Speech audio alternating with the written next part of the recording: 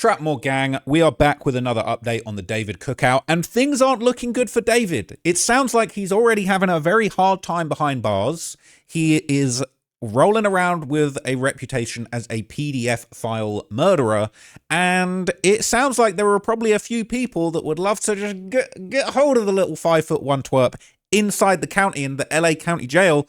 And I don't know, I don't know whether the Hispanic community might not be feeling him after what he did to Celeste. I think that, just anybody that hates anyone that did crimes against children is going to be looking to catch that fade with David. And apparently he has already rolled it up. All right, he's already rolled it up in the county. He's ducking all the fades and he's headed straight to protective custody. So this is the latest, all right? David all alone in segregation at the new jail. He's rolling it up, people, all right? Having a tough time in there, okay? All alone in segregation at new jail. There he is, all right, looking like he's behind plastic. David is getting cozy in a new jail cell. He was transferred to the LA County Men's Central Jail just before 10 p.m. Monday, TMZ has learned. The romantic homicide singer won't be able to make many friends in the clink, a rep for the LA County Sheriff's Office tells us, because David has been placed in segregation because he's a noteworthy inmate, which means he'll be alone with his thoughts most of the day. Is it really because he's a noteworthy inmate? I don't think he's going to have too much motion in the county, all right? I think it's probably exactly why you think, because they don't like his kind, all right? David got a weird case. Why is he around, man? That's what's going to be going on. So the Men's Central Jail has an inmate bed capacity of 5,640 inmates and houses criminals of all security levels. As we told you, David's been held without bail at the 77th Street Jail Station Jail after the detectives arrested him last Thursday on suspicion of murdering 14-year-old Celeste Rivas. So there were rumors going around that I spoke about previously where they were saying this 77th Street Jail was apparently very, very rough and dangerous. It apparently covers a lot of the areas that cover the Blade in LA, where the pimps and hoes be rolling, a lot of the gang units, a lot of South Central. So he might have been locked in with them Bloods and Crips for a minute, and now he's having to roll it up and he on that segregation. So Redditors have been reacting to the news that he was placed in segregation, all right, probably in fear of his life. People saying, ha, ha, ha, he's going to go nuts in there. Brother, he's nuts already, all right? They're saying isolation, nothing to distract himself from the situation. No drugs, no video games, no escape. He's probably already been having mental trouble. Months and months knowing he will one day be arrested and most likely not be free for a very long time, if ever. For these months, he has been very rich and could buy whatever he wanted, but he can't go anywhere and do anything due to the public attention. So he probably remained all these months locked down at home, not many visitors, getting high, eating food, sleeping and doing whatever to avoid the fear of what's coming. Constant anxiety because one day they are coming, he just didn't know when. Not working or anything, just laying around all day trying to enjoy whatever pleasures he can before he loses them for a very long time. Apparently segregation sucks. You don't have access to a phone whenever you want. Maybe he can get a tablet, but that wasn't the case at the last seg unit I saw. Payphone type phones were rolled over to you and given to you through a little door. Lights are usually kept on. You get a mat sheet and a blanket. He won't have access to commissary yet. He probably doesn't have a shower in his cell. So that means showers will usually be a couple of days for a limited amount of time. People are saying, why in the world would he take the time to dismember this poor girl, put her remains in body bags, then let his Tesla get towed to a impound lot where it sat for weeks? It makes no sense. What was he thinking? Or maybe better yet, he wasn't thinking. It says, I mean, if he was obsessed enough about her to constantly snitch on himself and his music, I wouldn't put it past him to hang on to her rotting body. To be fair, it felt half-assed and they could have easily buried her remains in the desert and no one would have ever known, but him not being able to let her go would explain the weird nature of why she was kept in that Tesla so close by, for no real reason besides avoiding burying her and wanting her to be accessible. But anyway, let's not have an argument about why he didn't get rid of her. I want to know about all of this, okay? I want to know about him being in PC, right? Shouldn't there be a new booking photo of him in a blue uniform? That's a good point. In LA County Jail now. Waiting to see that new blue uniform, okay? It is interesting. So there's been a lot of other little developments and a few interesting things that have been going on that I didn't talk about in my previous video. So I'm going to break them down to you in this video as there are some pretty interesting updates. So apparently the rental home from the Celeste murder is now up for lease. What do you think, chat? Should we move in? Should we move in? It's $23,000 a month. Let's not move in, actually. That's too rich for my blood. If I could get it for a month, might run it up and make some content there. If we could get it for the month that the verdict's going on, but that's 23 grand a month. I'm doing all right, but that's too rich for my blood. Fucking hell. This David guy was making some bread. So the Hollywood Hills home where David had been living and where Celeste spent time in prior to her death is back up for rent. Marketed as a peaceful luxury escape despite its unsettling ties. The property tucked in the Hollywood Hills quietly hit the rental market about 3 weeks ago, fully furnished with high-end finishes, a private pool, seamless indoor-outdoor living, despite a sickly smell that's been reported in the house. $23,950 a month. 4-bedroom, 4.5 baths, 4,300 square feet, outside terraces, lounge areas, secluded pool, private resort-like hillside setting. You could do anything there. No one would know. All right. This was the property that was raided by the LAPD, and we saw all sorts of stuff going out of there. It was apparently he left a lot of stuff behind. I'd love to go play that piano, man, and just go hang out, just kick it in David's old crib. But anyway, we're waiting for some updates on the court situation. He's back in court on the 23rd, which is Thursday. But now that David has been arraigned, we're waiting for this preliminary hearing on the 23rd. And this will give you kind of a bit of a backstory on what the next steps are when it comes to a case like this. So this is the timeline of a typical criminal case, and it will give you a little bit of breakdown of exactly how this is going to go down. So the pre-preliminary hearing, which is what I believe we saw, was a court date, an opportunity for the attorney to request additional discovery, which I believe they did, negotiate with the prosecution, potentially discuss the case with a judge. It's common to have several of these court dates while your attorney works on getting you the best results. Your presence is usually a formality, and your attorney will do all the work. So we've seen David there. He can't really do nothing, ain't saying nothing, but we get what's going on. So the preliminary hearing, this is what's coming on the 23rd. In felony cases, a preliminary hearing or examination is held to determine if there is probable cause, a low hurdle to clear, to charge someone with a felony. In this hearing, it's almost like a mini trial. Attorneys can call witnesses to testify to the facts of what happened. At the close of the hearing, your attorneys may be able to move for dismissal of charges, modify bail, or reduce charges to a misdemeanor, depending on the facts. Then there's the secondary motions date. After the prelim hearing, there may be an additional opportunity for the attorney to make motions, for example, motion to dismiss the charges against you, lol, that's not happening, or reduce them to misdemeanors based on the facts presented, not happening. Then what we've all been waiting for, the trial, okay, let's effing go. Did I miss some stuff? Was I supposed to go left to right? I've screwed this up massively. My bad. It's supposed to go this way. Sorry, I just started reading left to right like a normal person. So, all right, there's the arraignment. So we saw the arraignment, my bad, all right. I think the preliminary hearing is coming on the 23rd. That's what we're waiting for. Maybe there was a Anyway, I messed this up. The arraignment's first. First court date where you plead not guilty if you intend to fight your case. If you don't have an attorney, that's when one will be appointed to you. Sometimes that's when bail is addressed. So I don't know if the arraignment and the pre-preliminary hearing were both kind of one and the same, because they did request additional evidence.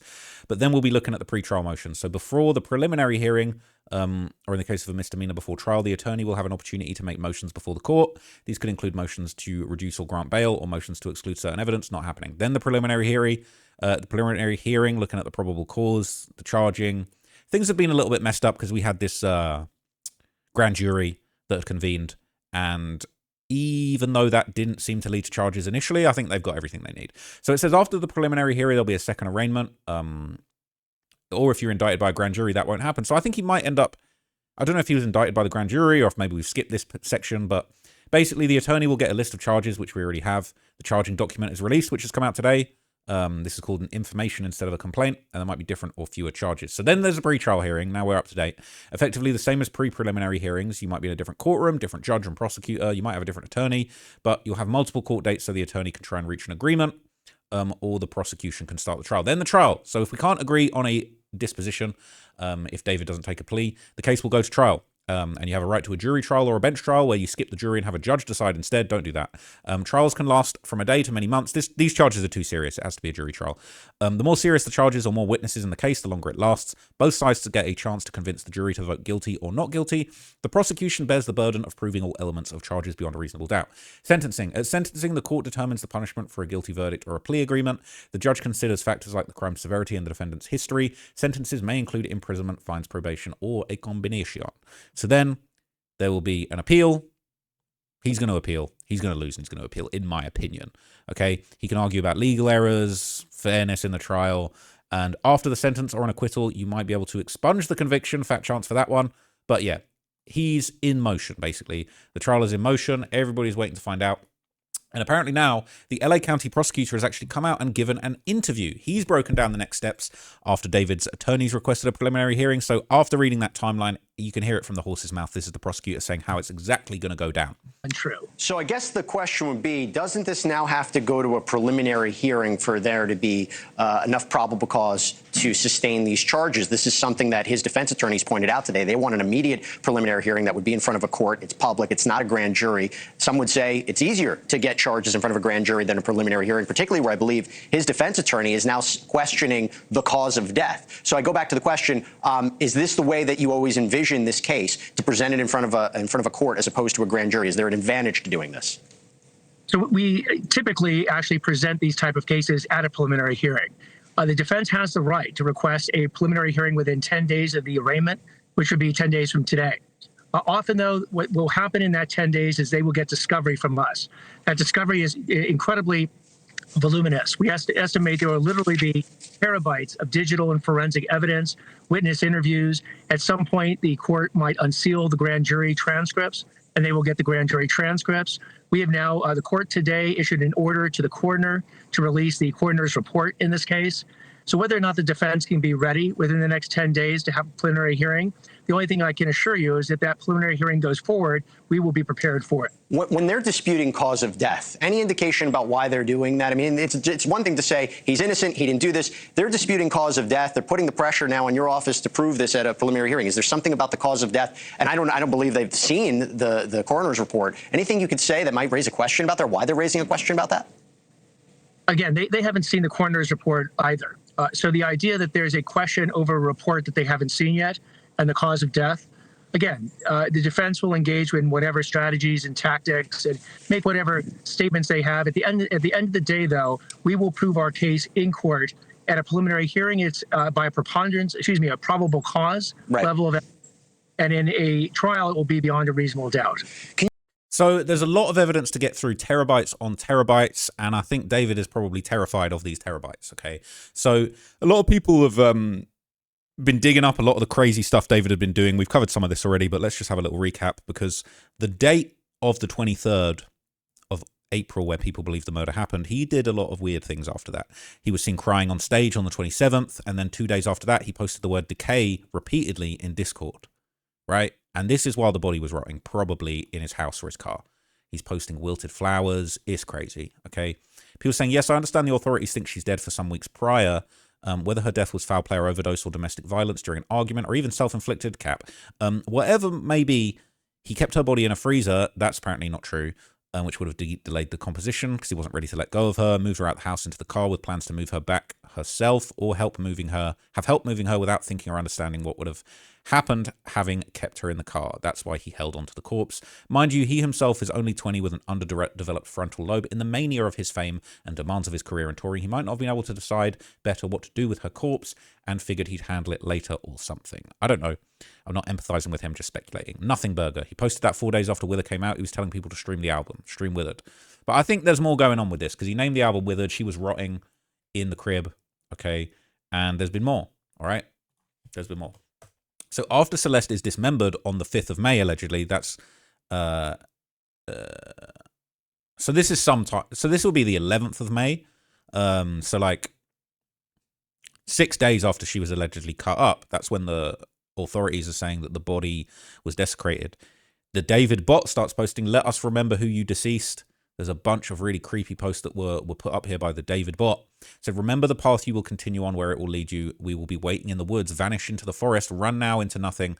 For there, I will be waiting for your arrival. Remember the signs I've been trying to alert you all about. Alert the others. Rebellion. The cold is near. You must go and alert the others. Keep up with me. Don't fall behind now. This guy's a creep. Butterfly knives.wav. Butterfly knives? What? Like the one that they're saying you cut her up with? That you killed her with? That's sus. That's sus. Devil at my neck. Excuse me? We cannot hide no more. We will return to this universe once more. Arrive at the time given. What is wrong with this fucking guy? Return. Run. I'd like to know what that voice note said. Talk to me. I needed you to talk to me. Every time we talk, it's like I'm forcing you to stay, but nothing makes you happy, so I have nothing to say. Run. So fucked up. Remember the story. Our story is just beginning. For real, y'all the best. I love you all. Beneath the soil, all silence stays. Bones cradle the whispers of forgotten days. What once bloomed bright now turns to grey, feeding the roots in slow. He's talking about burying a corpse. Beneath the bones cradle, feeding the roots in slow. He's talking about burying a body. He said, help me, it's so dark, I'm inside of a void. Decay is the quiet betrayal of time, slowly unraveling all things beautiful until even memories crumble to dust. Deeper than it seems, because he's talking about murder. Return back, don't come back, turn around now, return back, Decay. June 13th, 2025. Let us slumber until we sprout. Cross my heart. 11. Decay. Self-destruction. Let us remember who you deceased. Return to dust. Surprise, run away. Voice note. Arise from the ground. You are not alone. Help me. It's so dark. I'm inside a void. Decay is the quiet betrayal. Time deeper than... Oh, you saw that. It's crazy. All right. It's actually crazy. So when looking through David's Discord, there's a user you'll find, David Bot, who appears to begin posting in May 2025, posting really odd messages throughout the month of May, then abruptly stops. The messages begin a few days before the reports of the Tesla being seen on Bluebird Ave. It's also around the time that we witnessed David crying at his show on April 26th. The messages seem to allude to something happening in spring. They make multiple mentions of going somewhere, some sort of get-together, specifically the woods. Based on the name of the user, it could be a bot that had custom output text setting that can be added for the server, or it could be someone else with the username making the posts. Was this David talking? Or could he have coded a bot to make a fake bot profile? People saying it's not a bot, allegedly it's David, and there's some really kind of bizarre psychotic confession of how he had her meet him in the forest or took her there, how he had a butterfly knife which he might have used on her, and how he deceased her. He's blaming Celeste, Runaway, likening her to Macaulay Culkin's character Kevin McAllister in Home Alone, and is basically saying it was her fault because she, like Kevin, a child who was also unsupervised, could have called the police at any time. Apparently she did. Apparently someone did. He was crying on stage on April 27th, repeatedly posted the words Decay on April the 29th. By May 2025, his bot was spamming Decay, and his albums Withered and Withered Deluxe are inspired by the obsession with death and decay. And if you look further into the meaning of the word marcescence, it refers to withering and persistence of plant organs that normally are shed, and is a term most commonly applied to plant leaves. This is the extra creepy part. Leaf marcescence is often most seen on juvenile plants, fucking hell, and it may disappear as the tree matures. Keywords: juvenile, disappear, death, decay. These albums are all about Celeste, and that bot is his alt account confessing what he did to her. He's a sociopath and a psychopath. What the fuck? Ugh. Marcescence is the withering and persistence of plant organs that are normally shed, and it's a term most commonly applied to plant leaves. The underlying physiological mechanism is that trees transfer water and sap from the roots to the leaves through their vascular cells. But in some trees, as autumn begins, the veins carrying the sap slowly close until a layer of cells called the abscission layer completely closes off the vein, allowing the tree to rid itself of the leaf. Leaf marcescence is most often seen on juvenile plants and may disappear as the tree matures. It also may not affect the entire tree. Sometimes leaves persist only on scattered branches. Marcescence is most obvious in deciduous trees that retain leaves through winter. Several trees have normally been marcescent, such as oak, beech, or hornbeam. This guy is fucking tapped. It's actually twisted, okay? People saying it sounds insane and accurate to me. Thank you for going in depth. Totally insane and demonic. I never heard of David until this case went viral, but after following since September, he wasn't hard to figure out. He uses a lot of symbolism in his music and tries to portray himself as some kind of clever, deep hipster. In reality, he seems like a mentally sick, twisted, obsessive, insecure little man, and his music is essentially some sort of deranged, emo, gothic romance alternative to drill music for teens and young adults. It's a great interpretation, I'm not going to lie. People saying I'm 100% positive it's an alt account of David. People saying it is the bot David. They're saying it's not a bot in my opinion. The output isn't consistent. Picture 2 could be a bot trained to make David's style of ominous content. Then the bot starts telling everyone that it loves them all and that they're the best. Then it posts some unreleased David song names. If all the output resembled 2, it would suggest it was a bot trained on his lyric and edgy fiction in songs. But the variety makes me believe it's a person posting it all. Agreed, this is a person. Very likely David or someone close to him on an alt account. Profile says they joined February 2020. So it says, could you in theory set up a bot like a blog post? I don't know. This is kind of before all the AI stuff popped off. It says David's bot changed its name to Exium. Let us remember who you deceased. That's really interesting. Butterflyknives.wav, shut the fuck up. I'm going to be so pissed when it's confirmed he murdered this child with one of his pocket knives and later revealed it on Discord like a dumb fucking chud. Crazy. Okay, that is actually crazy. So around the same time, another account in the Discord started posting, which was very creepy and suspicious. People saying, is this David's alt account? I love Fat Cat. Decay with me. Return to dust. Decay, decay, decay, decay, decay. Everyone's saying decay. Right? One message removed from a suspended account. Yeah. Farewell, then goodbye. Decay.wav. My mother said she's proud of me. She doesn't know what I've done. Fucking hell. Self-snitching's crazy. Decay like you were never there, sooner than one will assume. Said Decay 2027, he'll be in jail. I'm decaying, save me. I love being dragged in K146, one that I may not retrieve myself from. Decay into a dark oblivion, we've withered away and now we decay. Everything happens for a reason, even death. I'm withering. Fuck. Despair and agony. Dead, dead, dead. With the David 4. Pain, pain, pain. Bunch of Japanese shit, I guess. This translated, I love pain and decadence. Saying, I have a reason to believe Remember Our Roots is an alt account of David. Around mid to late May 2025, this anonymous account started talking on the official David Discord server. Almost every message was related to death or guilt. Assuming David did really murder Celeste on April 23rd, this would line up with around the time she was murdered. It would have to be a pretty strong coincidence if it wasn't him. The biggest piece of evidence is that the alt account begins to ask the chat to say decay, and David's actual Discord account messages are in the middle of it. Unfortunately, since his account has been suspended, you can't see what his message said. However, it's pretty obvious that he was most likely joining in with the decay thing. I believe this is one of many alt accounts he had. Similar to the other one, which we just looked at. What a loser. Creep. So creepy. Weirdo. I can't take it. He's so corny, I'm actually embarrassed for him. He's very immature, thirsty for attention. He's middle school edgy. So a lot of people have been recirculating this too, and this isn't surprising, all right? But this is the alleged mock funeral in April. Celeste's death in April, and then he held a mock funeral at his concert in July. So if you remember this, don't know if we're going to get some sound on this or not. David really throwing funerals at his shows. David was really taking a casket and flowers to his shows and asking fans to write letters of grief. This is crazy.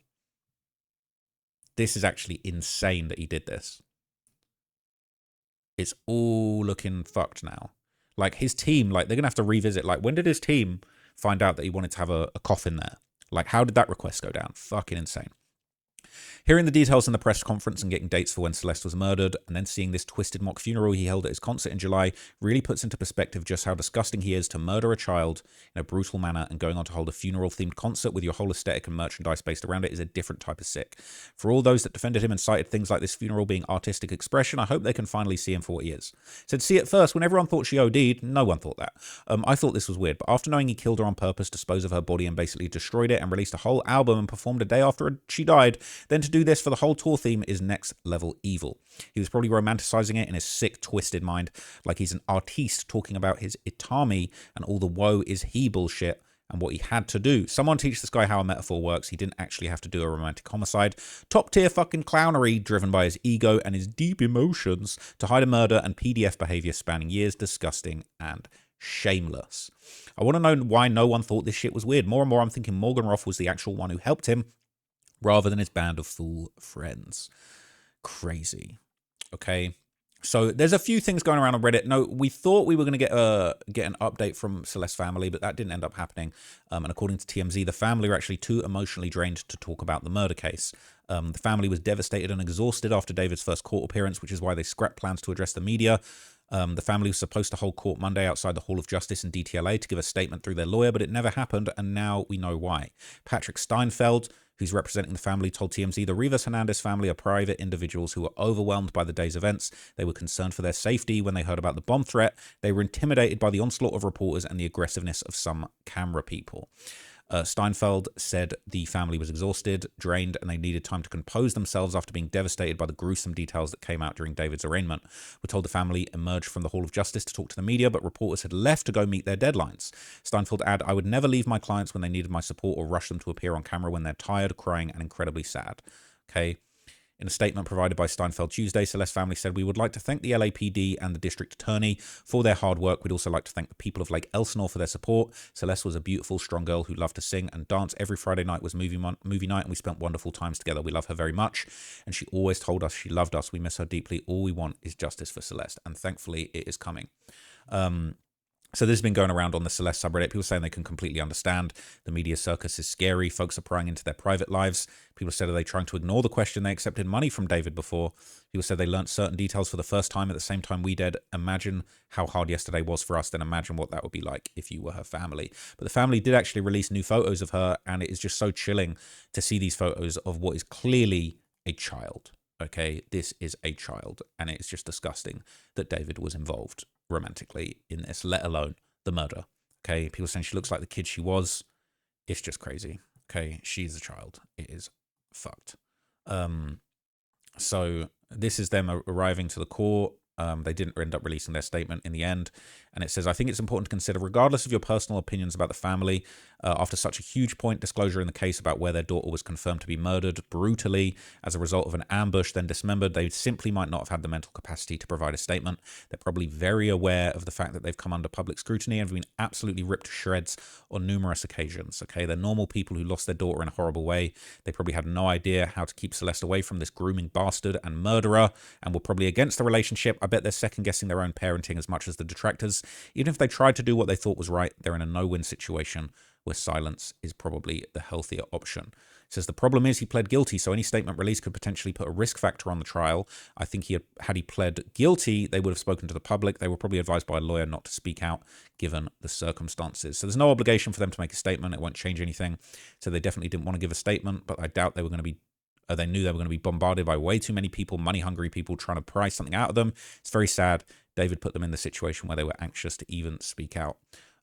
Whatever they try and argue, they're going to villainize the family. And the fact is, she would have been alive had she met David. So look, let's ease off the family, right? And it's really no good to go at them. But look, I really just think we're going to find out so much more messed up stuff.